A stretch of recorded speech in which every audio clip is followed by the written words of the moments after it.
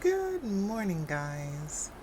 Just doing a quick video today to show you guys a first bloom on my Vanda Ocean Storm Cross Merrillii.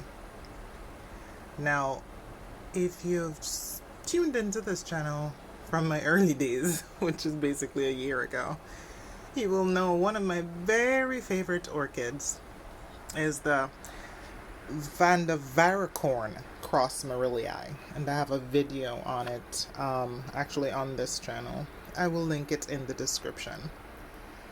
That little plant was one of the most perfect vandas to grow in a northern climate on a windowsill.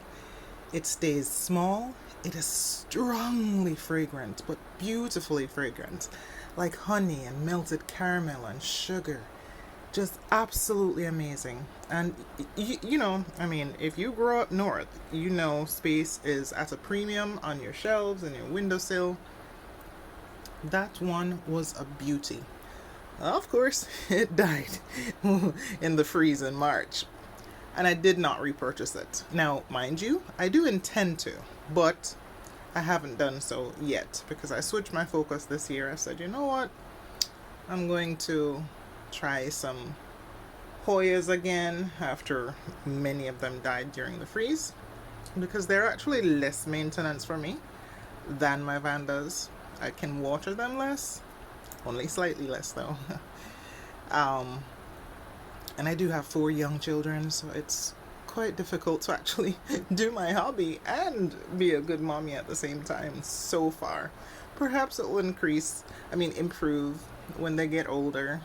I have a 2-year-old and a new 5-year-old and an 8-year-old and a 9-year-old. So, yeah, mom life.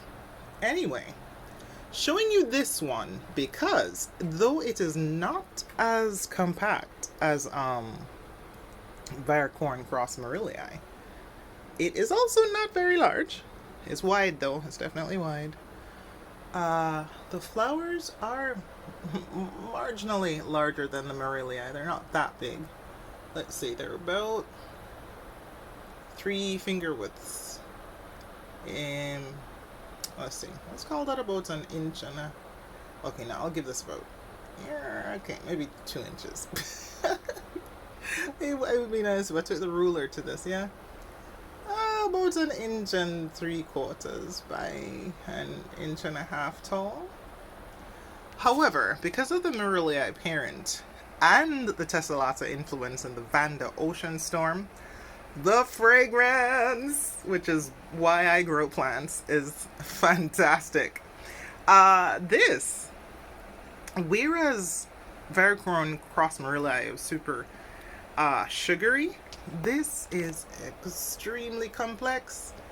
I don't even know how to describe this. There is a hint of, the only plants I can think of that compares to this is the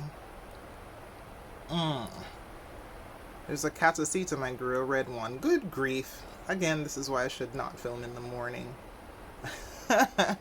I used to call that one Craggly Butt because she never looked good. But it is, if the name comes to me, I will write it in the description. Good grief.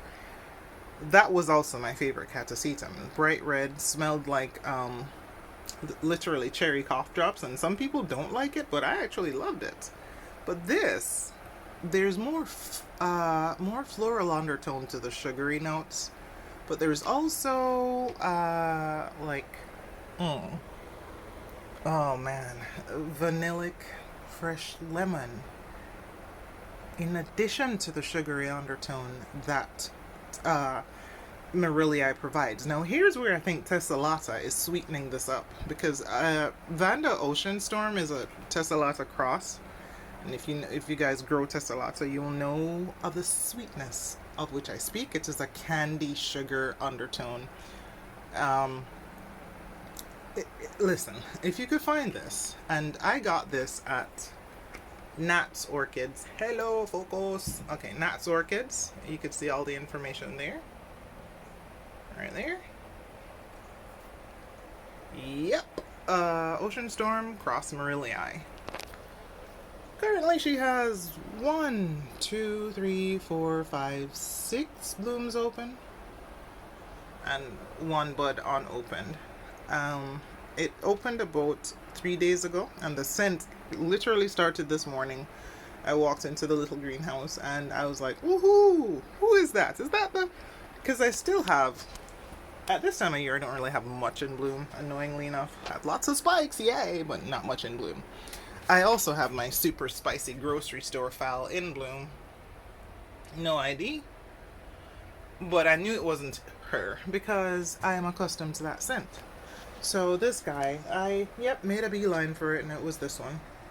As you can see, I also grow my plants potted. They appreciate it here in Zone 8, Ohio.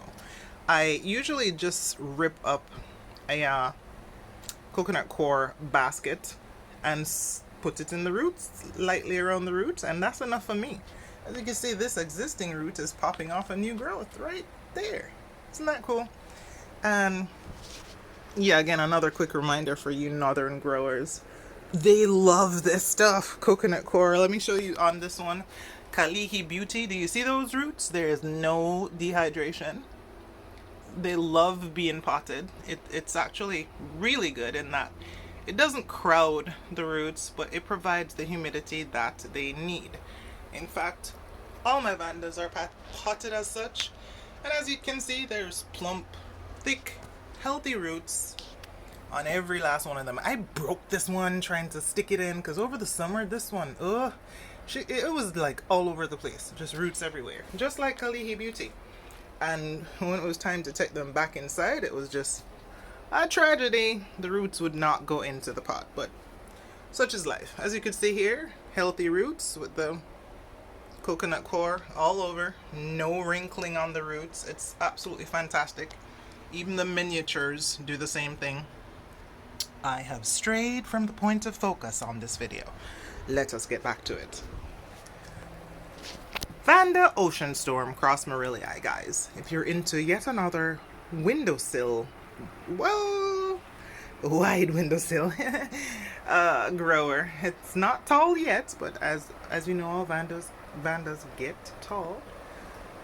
But this is worth it for the fragrance. Deep, rich maroon colors, bright pink lip, even the back of the flower is iridescent in its beauty. Yeah, I'd get this one. Beautiful fragrance on a compact plant, easy growing up north. I do grow my plants indoors once it gets too cold. I'm not even going to leave them in the greenhouse this year. Lesson learned. And you can do the same because I grew cymbidiums, bloomed them indoors. With God's help, of course, I didn't bloom the plant. Indoors on a southeastern windowsill. They do fine literally within 12 inches or less of a windowsill. And I do use supplemental lighting once they get inside.